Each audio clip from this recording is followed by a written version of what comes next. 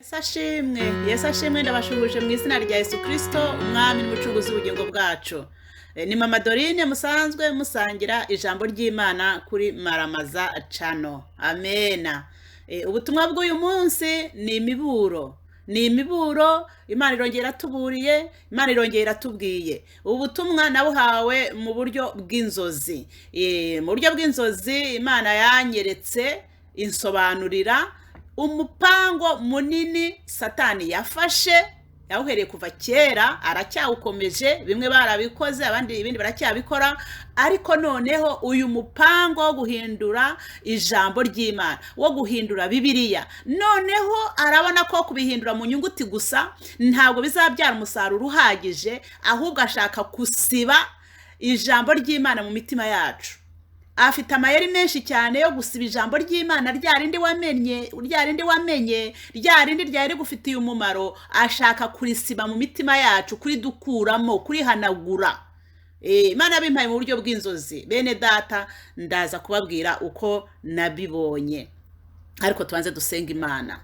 Mana yacu, Mana igira neza, uru rukundo urakiranuka, uradukunda cyane, ntushaka hari n'umwe warimbuka, ushaka ko twese tubona ubugingo. Niyo mpamvu ukomeza kudusobanurira ibi byose, niyo mpamvu ukomeza kuduhishurira ibi byose. Ndasenze Mana yacu, Mana yacu, nsengeye buri wese ugiye kumva ubutumwa, umuhe kumenya no gusobanukirwa icyo umushakaho, kandi afata ingamba, udushoboze gufata icyemezo data, kugira ngo tudatembanwa n'imiraba y'iyi si tukakuvaho, ahubwo duhe kuguma mu byo twizeye mwami, ko twizeye ijambo ry'ubugingo Yesu. Haleluya. Urakoze Mana, utubashishe, udushoboze, buri wese umwongorere mu mutima we, buri wese umuvugishe mu ruhande rwe no ku kigero cye Mana, twese twumva icyo tubwira. Nanjye he kuba nge, ahubwo habe Mwuka Wera bari we wivugira. Urakoze, nsenze nizeye mu izina rya Yesu Kristo umwami wacu. Amen. Imana ishimwe, Imana ishimwe ko ni urukundo yarangendereye iranganiriza mu buryo bw'inzozi. Inzozi zari zimeze gute? Nararose, nari ndyamye ndarota mbona ndimo ndasoma Bibiliya. Nari ndimo nsoma Bibiliya, mfite Bibiliya yanjye nkunda gusoma y'Ikinyarwanda. Noneho hari ukuntu nagiye ncudusitari ku mirongo yabaga yamfashije, nawe ushobora kubikora. Hari ukuntu nagiye ncudusitari ku mirongo yari yamfashije. Hamwe nagiye mfata ikaramu isanzwe nkagenda aca udusitari ku ruhande rumwe, ku rundi ruhande urabona biri bumbuye gutya bifite impande ebyiri. Ku ruhande rumwe nabonaga naraciye udusitari n'ikaramu isanzwe, noneho ku rundi ruhande rwo nari narakoresheje iriya karamu twita ngo ni marikeri, iri ifite wino nyinshi. Nkunda kubikora kuko Satani nawe adutegera ku byazi natwe dukunda gukora akenshi, nibyo Satani nabyo adutegeramo. Rero nari mfite iyo Bibiliya yanjye nyirambuye gutya, uruhande rumwe rusurinye n'ikaramu isanzwe, hashizeho udusitari n'ikaramu isanzwe, ahandi hasurinye, ahandi hakoresheje iriya marikeri iriya ifite wino nyinshi, nkuko ndi kubibereka hano ku bipapuro, ndi kubibereka hano ku mashusho. Noneho icyantangaje, nagiye kubona mbona abantu babiri baraje bambaye imyenda y'umweru rwose, bameze ko ari abakirisitu, babona ko tubyumva kimwe, tugiye gufatanya gusoma ijambo ry'Imana. Iyo mvuze ngo kwambara imyenda yera mu gishushanyo, mu kigeragerizo, mu bintu by'Imana, iyo umuntu aje yambaye imyenda yera tuvuga ko ari umuntu mwiza, dufite ko ari umuntu w'Imana. Noneho ariko ashobora kwambara imyenda yera ariko imbere yambariye mu mukara. Ahandi ijambo ry'Imana ritubwira ngo bazaba ngo babagaragara ngo nk'intama, ngo ariko imbere ari amasega aryana. Umuntu ashobora kuza ari umuntu wigize nk'umukirisitu rwose, inyuma akavuga nka bya gikirisitu. Imvugo ya gikirisitu abantu bazi kuyigana ku munwa pe, bazi kuyigana cyane, ariko imbere ari abapagani, imbere ari amasega aryana. Abo bantu naje kubavumbura rero, nabo nubwo baje bameze nkaho tugiye gufatanya ijambo ry'Imana, baje bona babikunze rwose bashyigikiye, ariko naje kuvumbura yuko atari abantu b'Imana. Byagenze bite? Baraje rero, umwe muri bo yari umuhanuzi. Yari umuhanuzi, nabwiye ko ari umuhanuzi kuko yampanuriye. Yari umuhanuzi, ariko umuhanuzi w'ibinyoma, kuko namwe muvumbuye yuko ibyo yampanuriye nyine byari ibinyoma. Bene data, umuntu naguhanurira kenshi uzamenya ko ari umuhanuzi w'ibinyoma, cyangwa uzamenya ko aguhanuriye ukuri pe, kuko hari umuntu ukubwira ibintu bitajyanye n'ubuzima bwawe. uwo muhanuzi rero yaje, bari babiri, yari umuhanuzi ari kumwe n'undi muntu. Uwo muntu byagaragaraga yuko bakorana, yagaragara nk'aho ari bakorana, bafatanije umurimo, ariko umwe niwe mukuru, uwo mukuru niwe wari umuhanuzi w'ibinyoma. Yampanuriye, ampanurira itajyanye n'ibyanjye, ntanabimubwiye. Ndamubwira ntariko siko bimeze, ndavuga nti siko bimeze, ndamubwira rwose ntariko ntabwo ariko bimeze, nabimubwiye, ariko ntacyo yongeyeho. Maze kumubwira ngo ntabwo ariko bimeze, nta kindi yongeyeho, ntiyaburanye, ntiyagize guta, yacecetse. Ahubwo icyo yakoze cyane y'ubwoba nanone kirengeje kumpanurira ibinyoma, icya yakoze, yaje wa muhanuzi w'ibinyoma yaje hahandi nari ndimwo nsoma, afata ya karamu nakoresheje nanjye, ya yindi nababwiye ifite wino nyinshi, tuyita marikeri. Iriya marikeri ya nakoresheje nawe niyo yakoresheje, sinzi aho yayikuye, ariko yarayifite nk'iyo nanjye nakoresheje. Arayifata ajya hahandi nasurinye nkoresha marikeri, noneho naho ashaka kuhasurinya, agitangira nagize ngo agiye kumfasha nyine kunyereka ukuntu bifite umumaro ibyo nasurinye. Koko umuntu asurinye ibintu bifite umumaro. Uhaca agasitari ukahashyira imbaraga, ukavuga uti ni imyizerere yanjye, cyangwa se ya ni amasezerano yanjye, ibi biramfashije rwose, binyongereyemo imbaraga, ukumva nyine biragufashije muri uwo mwanya. Noneho rero yafashe iyo marikeri atangira gusiba cyane, ashyiramo wino nyinshi, arahasiba, asiba inyuguti kugira ngo ne kuzongera kuzisoma. Ntabwo nakongera kuzisoma nkurikije ukuntu yari arimo abikora, yazisibaga muri makeya. Ntabwo yari ari gukora ibintu byiza by'umumaro, yasibaga. Noneho ikindi rero, wa wundi bari bari kumwe nawe barimo bakorana, nawe yafashe ikaramu isanzwe nka yindi nakoresheje, ikaramu ya bik isanzwe nk'irya nanjye nari nakoresheje, arayifata, nawe yarayifite, nawe arayifata, atangira gucamwo za zigzag. Urabona ino mirongo ya zigzag, umanura hasi uzana hejuru, umanura hasi ujyana hejuru, za zigzag niko tuzita. Aho ngiye nari nasurinye nca agasitari neza, ariko we yafashe ikaramu ya yindi nakoresheje, ariko atangira hahandi nasurinye n'ikaramu, nawe atangira gufata ya karamu nakoresheje, ashyiramo za zigzag nyinshi, za zigzag, nawe ari mwasiba bya bindi nasomye byamfashije. Muri ufite ibintu sara amahoro bifite, nta mahoro bifite. Ubwo rero abo bantu babiri inzozi naje kukanguka gutyo, barimo baransiba Bibiliya, nagaragaje nkaho nyigijeyo, ariko nta kindi negeye kubona kibaho. Bahise nyine bagenda, sinzi uko bagiye mu nzozi, niko bigenda. Hari igihe babona bagenda bikubise bagiye, hari n'igihe uyoberwa aho bagiye. Bya inzozi rero nahise nzivamo gutyo, ntabwo namenye amaherezo yabyo. Gusa amaherezo nuko nabonye ngewe icyo byanyigishije, nicyo nari nkeneye kumenya. Nawe mwene data, nawe mukunzi w'umusaraba wa Yesu Kristo, nawe ushaka kujya mu ijuru, icyo ukeneye kumenya ni ibisobanuro. Ibisobanuro nibyo dukeneye kumenya, nibyo bidufitiye umumaro. Natekereje rero ndavuga niko se ibi bintu koko bivuze ikimana, ariko mpita numva aravuga gusiba imirongo muri Bibiliya se ntibabitangiye kera? Babitangiye kera. Ukoze liste y'imirongo bakuye muri Bibiliya ni myinshi, iyo bagikuramo ni myinshi. Navuze nti ibi ni ibintu nyine, navuze nti buri Imana irashaka kushimangira nyine yuko Satani afite gahunda yo gusiba imirongo muri Bibiliya, yo gukura Bibiliya mu bantu. Ariko Imana yanjye ndavuga ati si ibyo, ntabwo ari ibyo gusa, ahubwo hari irindi banga rihishemwe imbere. Ndasobanukirwa bene data, ndasobanukirwa. None icyo nasobanukiwe nuko iriya Bibiliya ivuga umutima wawe, kuko Bibiliya niyo dushakiramo ijambo ry'Imana.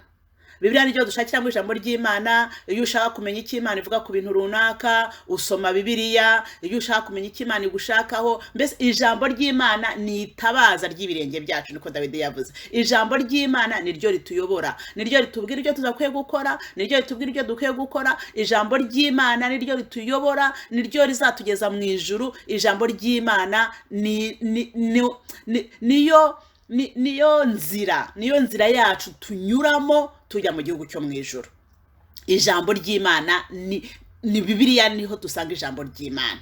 Ariko noneho rero aho hantu nyine dusanga ijambo ry'Imana tukaribikamo, ni nkaho navuga ngo Bibiliya niryo bubiko bw'ijambo ry'Imana. Ariko rero ububiko bw'ijambo ry'Imana muri wowe ni umutima wawe.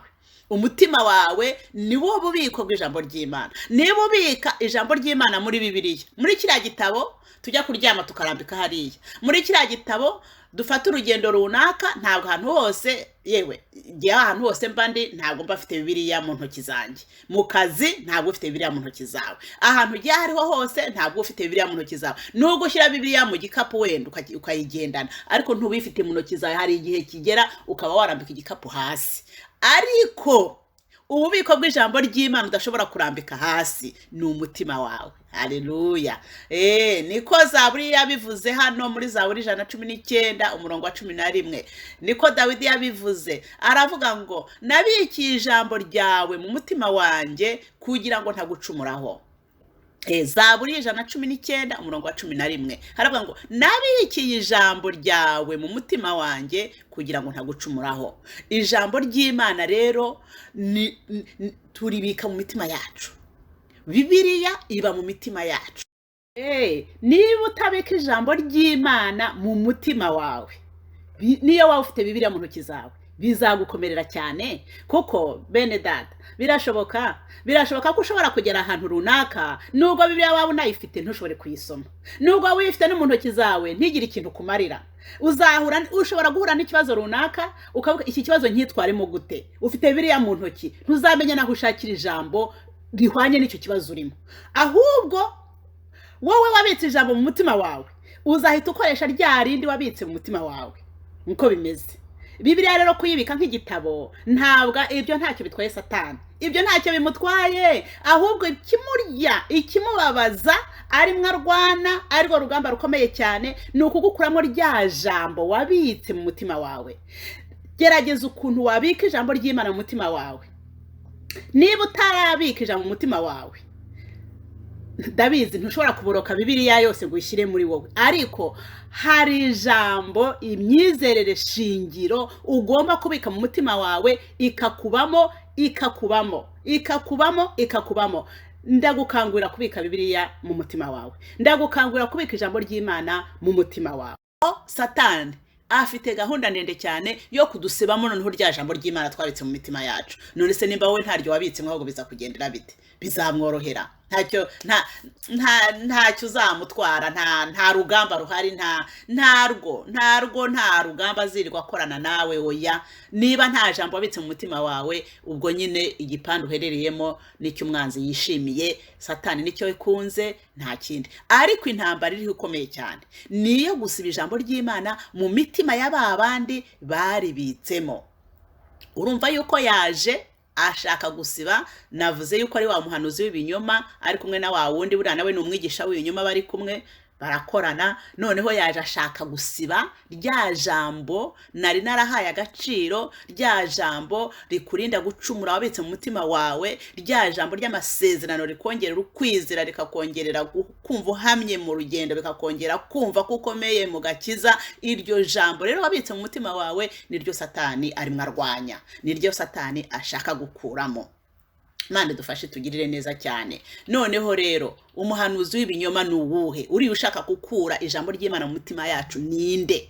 Uriya muhanuzi w'ibinyoma ni kuko narimaze kubivuga, n'ababigisha bose.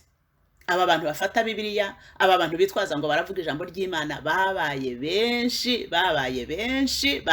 cyane, ariko bakarisobanura uko ritameze, bakaritwara igicuri, bakarisobanurishisha ubwenge bwabo. Ese muzi ko Satani afite universite yigishirizamo abakozi be kugira ngo bavemo bafite ubuhanga, bafite uburyarya, bafite ubwenge buhanitse bwo kuza gusobanura ijambo ry'Imana uko ritari?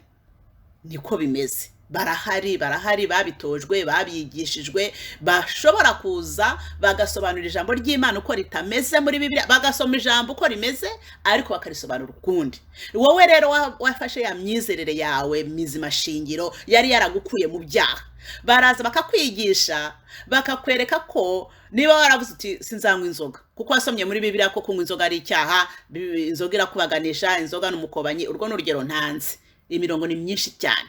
Bazaza bakwigishe ukuntu kunywa inzoga atari icyaha, bazaza bakwigishe ukuntu ntacyo bitwaye. Bantu b'Imana, birateye ubwoba. Aba bahanuzi b'ibinyoma babaye benshi cyane. Noneho igiteye ubwoba rero ni iki? Ijambo ry'Imana ratubwira ngo aba bahanuzi b'ibinyoma tubirinde. Muri Matayo ibice 7:15 avuga ngo mwirinde abahanuzi b'ibinyoma bazaho muri basa n'intama ariko imbere ari amasegaryana niba abandi nahuye nabo nanjye baje imbere bameze nk'abantu b'Imana bameze nk'aho tugiye gufatanya gusoma ijambo ry'Imana ariko ngiye kubona mbona ahubwo batangiye kugenda basiba ijambo ry'Imana mbona batangiye kugenda basibira Bibiliya nabaye nk'aho nyigije yongeyeho rero muri Matayo ibice 7:15 avuga ngo twirinde abahanuzi b'ibinyoma ngo bazaho turi ngo basa n'intama ngo ariko imbere ari amasegaryana ku murongo wa 16 akavuga ngo muzabamenyera ku mbuto zabo rero ikibazo giteye ubwoba kinini cyane Satani yakoresheje muri iyi minsi nuko iri jambo Yesu yadushyiriyeho ritubwira ngo tuzabamenyera ku mbuto zabo yakoze ku buryo arisibanganya arikuraho araritubuza aridushyira kure aho yaridushyize kure ni hehe abantu usanga ntago bashaka gukurikira umwigisha wabo bazi bo mu rusengero asengeramo mu cyumba asengeramo azi imbuto ze ariko agahitamo kwikurikiranira umunyamerika uriri atazi bye nuko rero ni ikibazo gikomeye cyane ko abantu bahisemo kujya bakurikirana abahanuzi bakure batazi imbuto zabo abandi begereye uruhande rwabo ntago bashaka kubakurikirana niyo mpamvu muzasanga abantu benshi abantu bigisha ijambo ry'Imana benshi abantu b'abahanuzi benshi ntago bashaka kuvuga amadini baba baturutsemo kubera iki baba bafite ibyo bahisha ntago bashaka kumenya aho baturuka ntago bashaka kumenya ibyo bizera oya baraza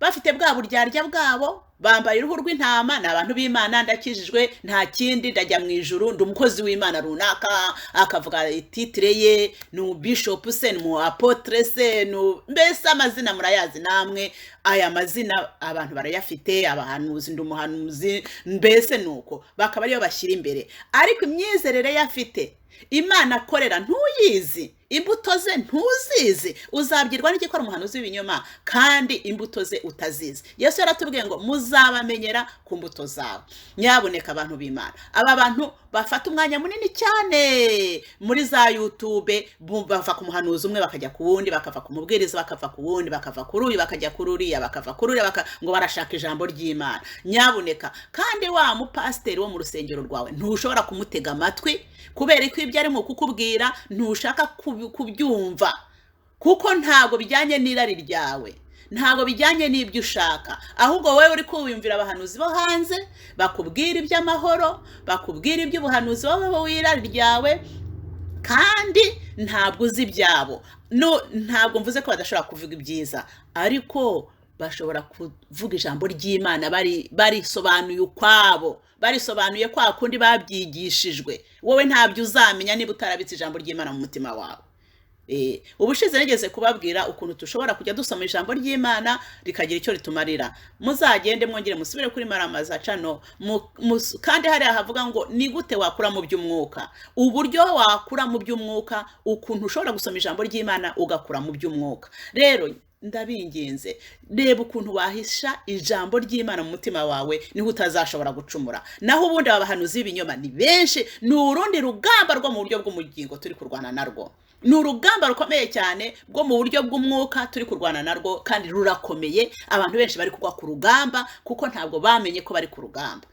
iri jambo ndarikuzaniye ngewe Imana yabimpaye mu buryo bw'inzozi inyereka yuko Satani ari kugenda asiba ijambo ry'Imana mu mitima yacu ni ikintu gihangayikishije Satani n'abadayimoni be kugira ngo akure imyizerere shingira imyizerere ijambo ry'Imana twabitse mu mitima yacu riradukuye mu byaha rikatubatura tukamenya ngo ikibi ni kibi ikibi ni kibi iki ni kibi iki ni kibi ibyo ni byo ashaka gukuramo azana be bakubwira ibitari byo babahanuzi b'ibinyoma ngewe uyu nguyu ndimo mvuga ngewe ndi kukubwira hari igihe kimwe icyo gihe nari nkiri mutoya nari nkiri urubyiruko nari nkiri muto n'ubu nari nkiri urubyiruko ariko nari nkijijwe noneho haza kuba ikibazo mu itorero haje kuba ikibazo mu itorero abantu ntibumvikana ku myitwarire abadamu abakobwa haza kuba ikibazo kirakomera cyane bamwe bagashaka gukora ibingibi abandi bagashaka gukora biriya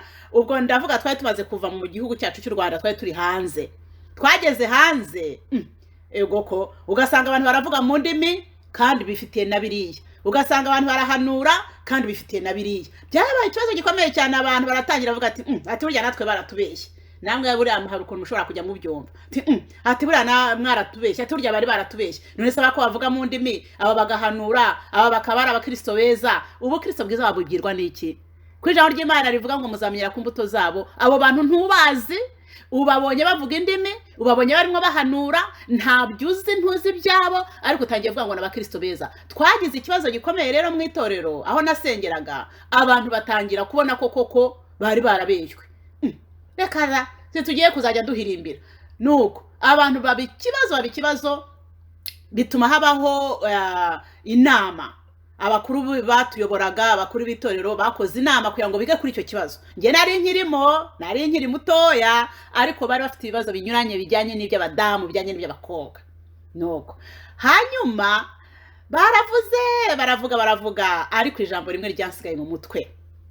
Ijambo ryansigaye mu mutwe, nta nubwo narinzi aho ryanditse, naje kumenya aho ryanditse nyuma, ariko umukozi w'Imana yarayobowe aratubwira ati mwabantu mwe mushaka kujya mu ijuru, mwabantu mwe mushaka ubugingo, mumenye ko byose mubyemerewe, ariko byose siko bibafitiye umumaro. Iryo jambo ryanditse mu Bakorinto ba mbere ibice 10 ku murongo wa 23 ngo byose turabyemererwa koko, ariko ibitwungura si byose. Ababigisha rero bo baraza bakavuga ngo byose turabyemererwa, icyangombwa nuko ukomeza ukajya mu ijuru ugakunda umwami wawe, ntihagire umuntu ugucira urubanza, ntakagira umuntu ugucira urubanza. Byose urabyemererwa, byose byanditse muri ngo byose turabyemererwa koko, akagarukira aho ngaho. Utarasomye ijambo ry'Imana ngo urubike mu bugingo bwawe, umenye ko koko byose ubyemerewe, ariko koko byose atari ko bikugirira umumaro, aho naho uhashyira agasitari, aho naho uhasurinye rwose, uhashyira imbaraga. Noneho utekereza utese ibi ndimo nkora biranyungura mu rugendo rujya mu ijuru? Ese ibi ngibi ndimo nkora hari icyo binyongereraho ku bukristo bwanjye?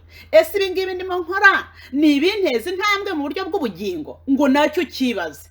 Ariko kubyemererwa urabyemerewe, ariko ntabwo ariko bikugirira umumaro. Tusome uyu murongo wose aravuga ngo nubwo twemererwa byose, ariko ibigira icyo bitumarira si byose. Abakorinto ba mbere uze kuyisomera nawe, icyamukabibika mu bugingo bwawe nawe bizakugira umumaro uyu munsi cyangwa ejo bundi, kuko ibi ngiye narabyumvise ringirira umumaro. Haleluya, ringirira umumaro. Na n'ubu biracyafitiye umumaro, na n'ubu ndacyarigenderamo. Hari abantu benshi, nimvuga ngo benshi umenye ngo ni benshi, iri jambo batahaye agaciro ryabakozeho benshi, kuko ntibarihaye agaciro. Ndashimira Iyera, ndashimira Imana Data, ndashimira umwami wanjye ko iri jambo narihaye agaciro, kandi rikaba ryarangiriye umumaro. Na n'uyu munsi ndacyarigenderamo, kandi rizangeza mu gihugu cyo mu ijuru. Bene Data, ijambo ry'Imana wabitse mu bugingo bwawe nizo rizakugira umumaro mu gihe kiri imbere.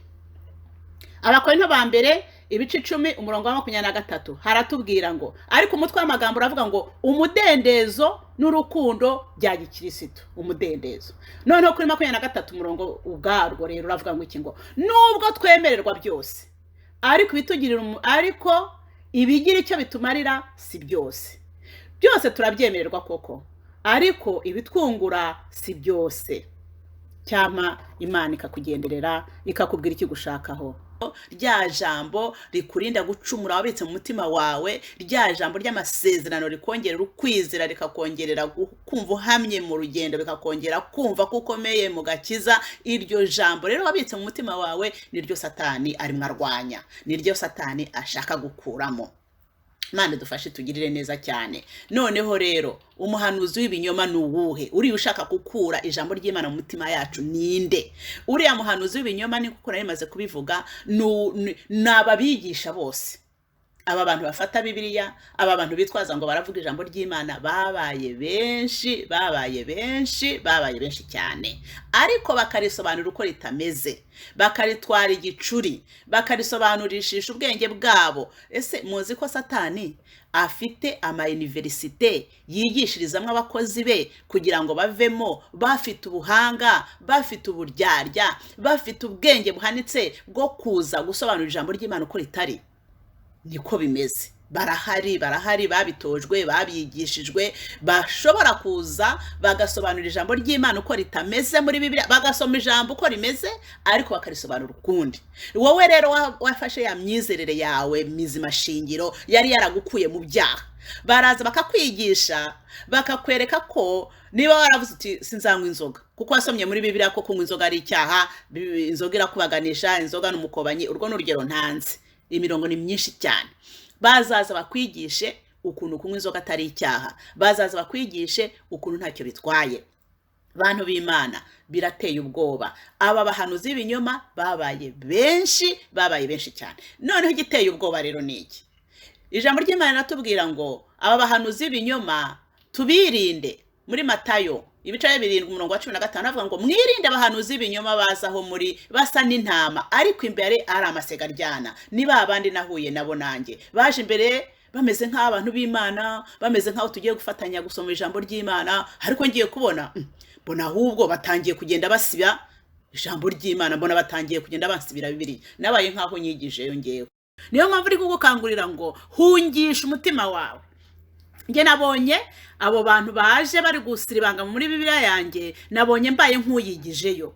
Rero no kuvuga ngo igizayo nawe umutima wawe, twigize imitima yacu, tuyigize kure y'aba bahanuzi b'ibinyoma nk'uko batubwiye mu ijambo ry'Imana ngo tubahungire kure. Duhungire kure abo bahanuzi b'ibinyoma. Tuzabahungira kure gute? Matayo ibice 7:15 ko batubwiye ngo twirinde abahanuzi b'ibinyoma baza muri twebwe basa n'intama ngo ariko imbere ari amasegaryana. Tubahungire kure. Ni ukuvuga ngo wowe ubwawe kubahunga ni ukwibera inshuti na Kristo wowe ubwawe, ni ukubera inshuti n'ijambo ry'Imana wowe ubwawe, ukavuga uti Yesu ntarobanura ku butoni.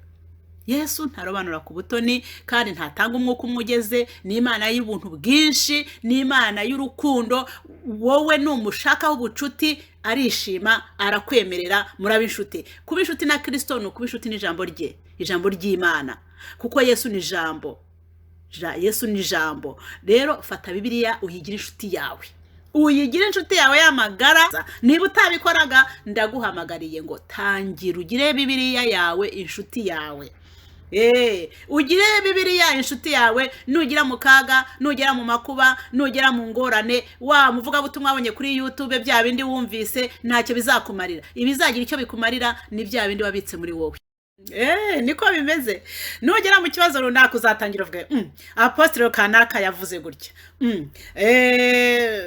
profete runaka yavuze gutya, bishop runaka yavuze gutya, umuvuga butumwa runaka yavuze gutya. Ndafata ikihe ndareka ikihe, ukumva ubuze icyo ufata, ukumva Satani rero naho ngo hafatira abantu agatangira kwifatira ibyo byemezo, cyangwa agatangira gufata ibyemezo yumva apostle runaka cyangwa profete runaka kuko irari rye ariho riri. Ariko nuba mu ijambo ry'Imana ukabika ijambo ry'Imana mu mutima wawe, iryo nizyo rizakurengera kandi icyo uzakora uzabukibwirijwe n'umwuka w'Imana wo mu ijambo ry'Imana. Amena. Imana iguha umugisha ko wumvise ijambo ry'Imana. Nanjye mpumugisha kubera ko nemereye Imana nkaza nkabikubwira. Twese Imana iduha umugisha kandi dusengerane bene data. Igihe turimo ntabwo ari igihe cyo kwirirwa twiruka nka hirya no hino. Igihe tugezemo ni igihe cyo gufata ijambo ry'Imana tukaribika mu mitima yacu kugira ngo riturengere muri uyu munsi no mu bihe bizaza. Amena. Dusenge.